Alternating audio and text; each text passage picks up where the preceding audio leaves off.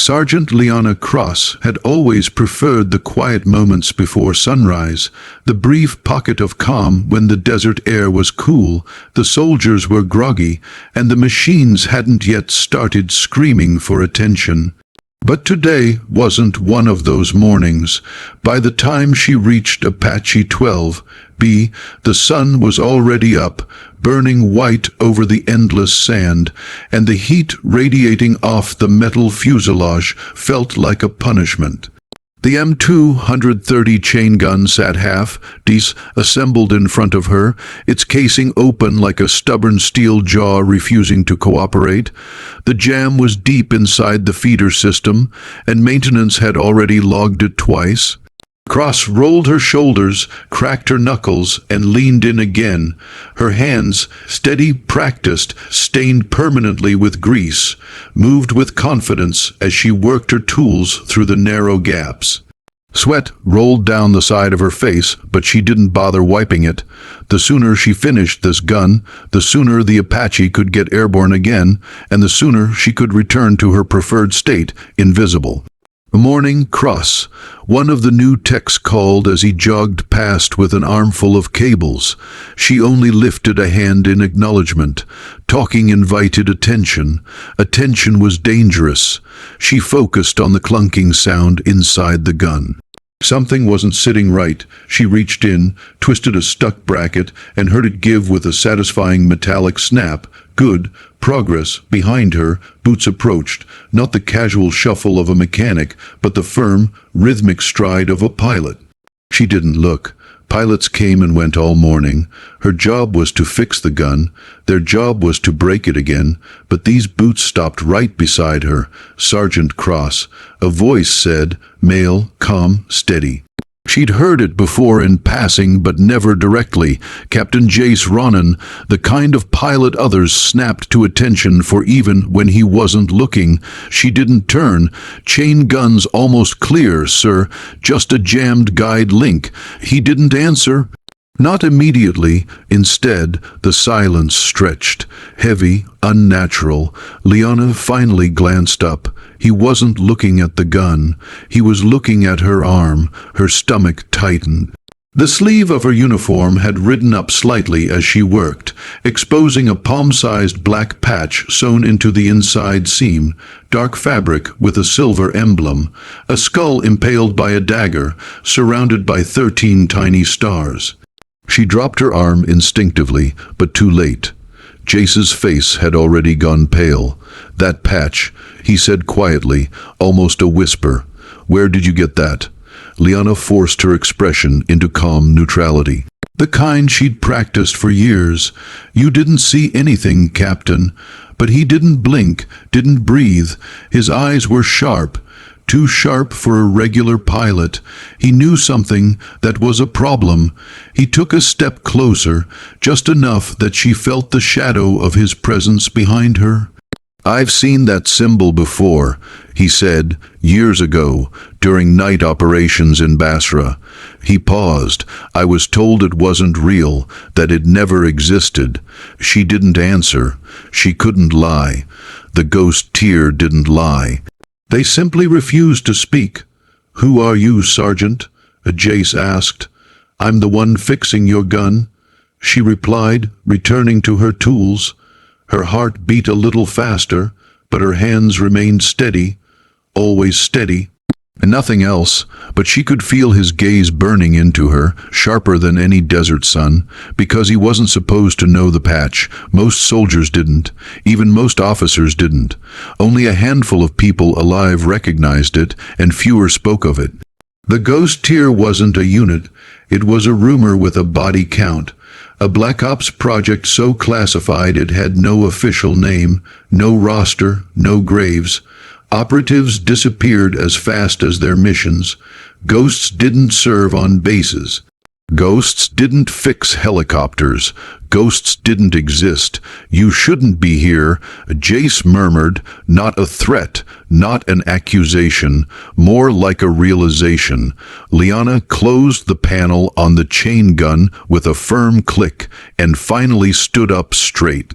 She wiped her hands on her pants, then met his stare. calm, careful, unreadable. "Captain," she said, "if you know what that patch means, then you know the right thing to do." Jace swallowed. "Forget I saw it." She nodded once. "Exactly." But the doubt in his eyes told her the truth. He wasn't going to forget anything, not even if he tried, and that meant this quiet morning on the flight line was about to become something very, very dangerous.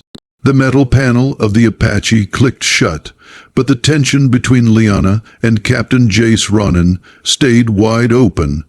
The sun had climbed higher, bleaching the sky into harsh white, washing the desert in shimmering heat. Around them, the flight line buzzed, rotors starting up, radios crackling, mechanics shouting to one another, but the air between the two of them felt oddly still, like the quiet before a detonation.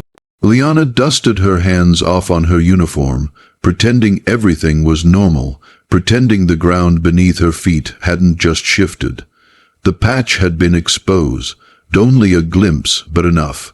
Jace wasn't just suspicious. He knew something. And someone who knew a little was always more dangerous than someone who knew nothing.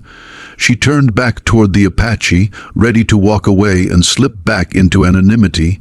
But Jace stepped in front of her, not aggressively, but firmly enough that she understood. He wasn't letting this go. "Sergeant Cross," he said, his voice lower now, "you've been on this base for 6 months, kept to yourself. No one knows where you came from. And now I see you wearing a patch that the Pentagon swears never existed." His jaw tightened. "Explain." She didn't flinch, didn't blink. "I told you, you didn't see anything." "That answer doesn't work for me." "It should," she said quietly. Jace studied her for a long second. He wasn't the type to be intimidated easily. His eyes were steady, thoughtful, not reckless. But there was something else in them too. Something that told her he had been close to death more than once and walked away with his sanity mostly intact. That made him harder to read and harder to lie to. "Basra," he said finally, "do you know what happened there?" "Yes," she answered before she could stop herself. He froze. "How would you?" She turned away, but his hand landed gently, not forcefully, on her arm. A touch asking for truth. "Ghost Tier," he said, "I saw one of you during a raid that went bad. My team was pinned down, no comms, no extraction, just gunfire and smoke." He swallowed hard, remembering. "And then someone showed up. I never saw their face. They moved like a shadow, fast, silent, precise. Took out an entire insurgent squad by themselves." His voice dropped to a whisper. "They wore that patch." Lyanna didn't speak. Couldn't that mission had been hers? She remembered it too clearly. The heat, the chaos, the screaming metal of gunfire. The pilot she'd dragged to safety. The one she'd never looked at directly. The one who'd never seen her face. Jace stepped back slightly, studying every line of her expression. "Was that you?" She didn't answer, but silence was an answer. He exhaled slowly. "Why would someone like you be assigned here, doing maintenance? This is the safest, quietest posting in the entire region." "Exactly," she said, "which makes it a perfect place to hide." He frowned. Hide from what? She looked past him, scanning the distant gates, the guard towers, the horizon shimmering with heat mirages, always scanning. Always expecting the worst, from whoever decided the Ghost Tier needed to disappear. She said softly, "For good." Jace's breath caught. "Someone is hunting you." "I wasn't supposed to survive my last mission," she said. "But I did, and when a ghost doesn't die when they're expected to, it becomes a loose end." Her voice didn't waver, but Jace heard something inside it, fatigue, the kind that came after years of running, fighting, surviving. He looked at her sleeve, at the hidden patch. "Why keep it? Why not take it off?" "Because it reminds me who I really am," she answered, "even when I'm pretending to be someone else." Before he could respond, a deep rumble rolled across the base, an alarm siren, long and low.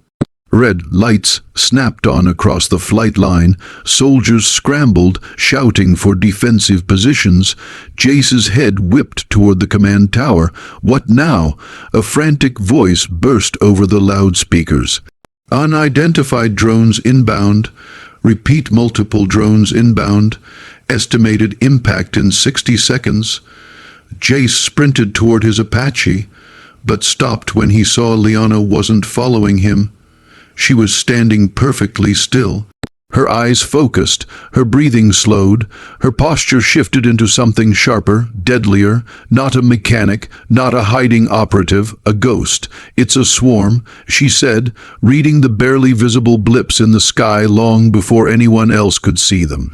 "You won't get the rotors spooled in time." Jace grabbed his helmet. "Then what do we do?" Liana brushed past him, heading straight for the cockpit ladder. "We fly," she said. "Right now." "You're not cleared to fly," he shouted. She climbed into the front seat like she'd been born there. Ghost tier doesn't wait for clearance. The canopy sealed shut with a hard, final click, and Jace realized he had just stepped into a war he didn't understand. And she was the only one who knew how to survive it. The Apache's engines screamed to life in a way Jace had never heard. Not sluggish, not warming up, but immediately awake, as if the helicopter responded to her rather than physics. Dust blasted outward in a violent ring as the rotors found their rhythm. Soldiers on the tarmac dove for cover, shouting over the roar. Jace vaulted into the rear seat, strapping himself in as the canopy sealed above him. "Cross, what the hell are you doing?" In front of him, Liana Cross, mechanic, ghost, mystery, tapped a flurry of switches with a precision that bordered on supernatural. "Saving your base," she said calmly. "Unless you'd prefer to sit here and wait to be turned into confetti." Her voice was steady, almost relaxed, but there was something underneath, an edge of someone who had lived through too many ambushes and didn't intend to die in another. The Apache lurched off the ground, climbing faster than any flight manual recommended. The emergency warning system screamed in protest. The rotors growled against the sudden climb, but Liana didn't hesitate. She pushed the helicopter forward, angling toward the rising cloud of black dots spreading across the sky. The drone swarm, dozens, maybe hundreds, moving in a coordinated pattern like a hive with murder hard-coded into its circuits. Jace's pulse kicked up. "They're moving too fast," he said, eyes wide behind his visor. "We can't fight that many. You can't." She nudged the cyclic, and the Apache rolled sideways with terrifying elegance. "I can." He felt the air thin as she threw the helicopter into a maneuver he'd only seen done in simulations. And even then, rarely. The drones adjusted instantly, shifting formation, scanning the sky. "They're tracking us," Jace warned. "They think they are." She dropped the Apache into a dive so steep his stomach lurched into his throat. Alarms wailed. The desert blurred into a streak below them. Then she pulled up at the last second, skimming the ground so close the wheels nearly clipped the sand. The drones overshot. Jace swore. "How did you—" "Ghost tier training," she replied. "We flew aircraft that technically didn't exist in airspace that technically wasn't real." He couldn't tell if she was joking. Probably not. Jace switched the weapons system online. Chain gun ready, ammo loaded. "Good," she said. "Get comfortable, comfortable," he repeated, in the middle of a swarm. She smiled, a thin, dangerous curve of the lips. "You haven't seen me work yet." The drones regrouped, spiraling downward in a coordinated attack. Liana flipped the Apache upside, down, then sideways, then back into a climbing roll, giving Jace impossible overlapping angles to fire from. The chain gun thundered to life. The sky bloomed with explosions, one drone, then 5, then entire clusters burst apart in midair, raining burning metal onto the desert. But for every drone destroyed, more seemed to appear, fanning out like a living storm. "Cross," Jace said, "we're not cutting them fast enough." "We will." "How?" "There's too many. That's why they sent ghosts, she said simply. The second wave dove toward them, engines screeching. Liana snapped the Apache sideways, curling around the attack path like a dancer weaving through blades. The rotors sliced air inches from the nearest drone. Jace fired again, controlled bursts, each one shredding another threat. Still, they kept coming, and then he saw it. The fuel depot, wide open, vulnerable, a perfect target for a drone impact. A single explosion would wipe out half the base. A single drone broke formation. Heading straight for it. Cross, he yelled, pointing. Fuel depot, one's going for it. I see it. Her voice didn't rise, didn't crack, it sharpened. She shoved the throttle forward, sending the Apache into a bone-crushing sprint. The world shook around them, the helicopter pushing past its normal limits, engines howling in protest. Warning lights flashed red across the console. We're overspeeding. Jace shouted, we're saving lives. The rogue drone grew larger in the windshield, streaking toward the depot like a kamikaze wasp. Come on, Liana whispered, coaxing the helicopter forward, just a little closer. The Apache shot past its safe torque limit. Jace lined up the shot. Now, she snapped. He fired. The chain gun lit up the sky, ripping the drone apart in a fiery burst. Shrapnel scattered harmlessly across the sand. Silence fell. The swarm retreated, shattered, beaten, directionless. Liana guided the Apache back toward the base, descending slowly.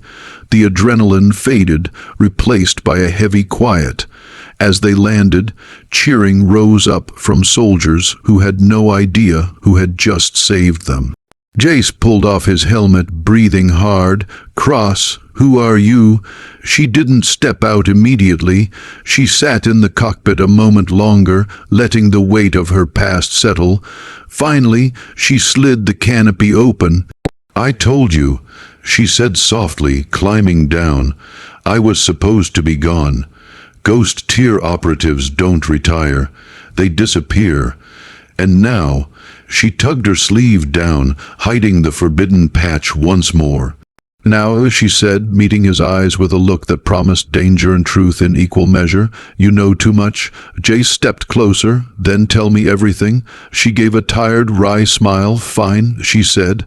But if you're coming into the shadows with me, you'd better be ready to stop being just a pilot. For the first time, she didn't walk alone, and for the first time in years, a ghost let someone follow.